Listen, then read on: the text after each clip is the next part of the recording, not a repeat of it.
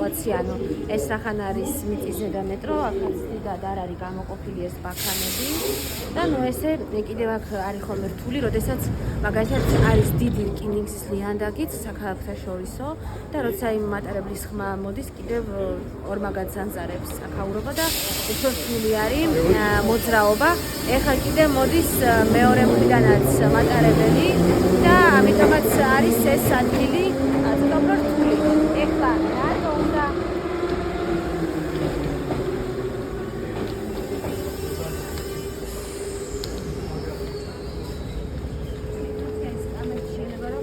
გამოიყენოს კამის ორიენტირად მაინც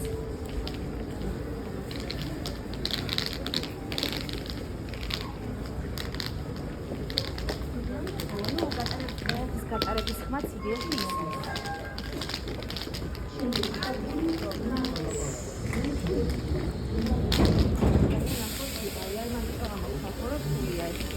ეს კი იგრძნობა, მაგრამ ძალიან სუსტად, ძალიან.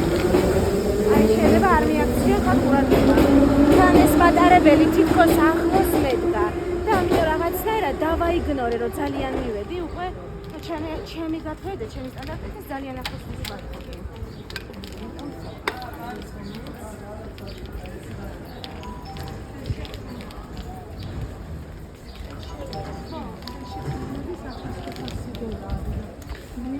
Caragol, Walter, Caragol.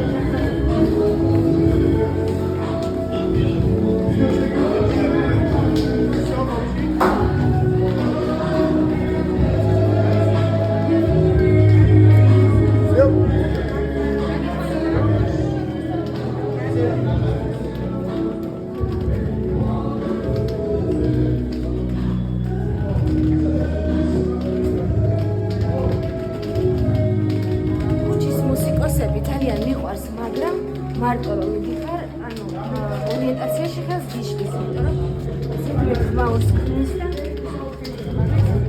აღარ გესმის და გაშენო.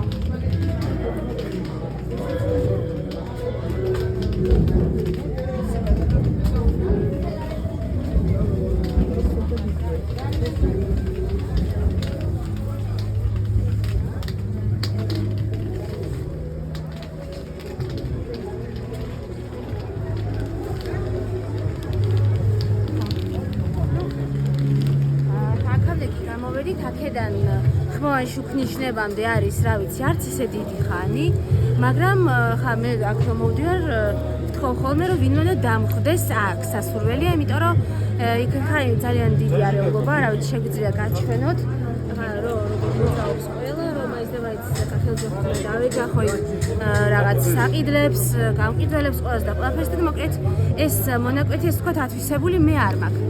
ეხლა ვიღაცა იკითხავს, რატო პირდაპირ ბაქანზე არ დაგხვდეს ადამიანი და იმიტომ რომ ერთი რომ ბარათის გატარება მოუწევს და მეორე როცა ვიღაცა უნდა დაგხვდეს, ანუ მაქსიმალურად უნდა შეუმცირო ის რაღაცა დრო და ის კიბეებზე ასვლა თუ რაც არის, რაც იმ ადამიანმა შენთვის უნდა გამოყოს. ამიტომ ხო, ნუ აქამდე მოსვლა ასე თუ ისე არის შესაძლებელი, როგორც გაჩვენეთ ისე.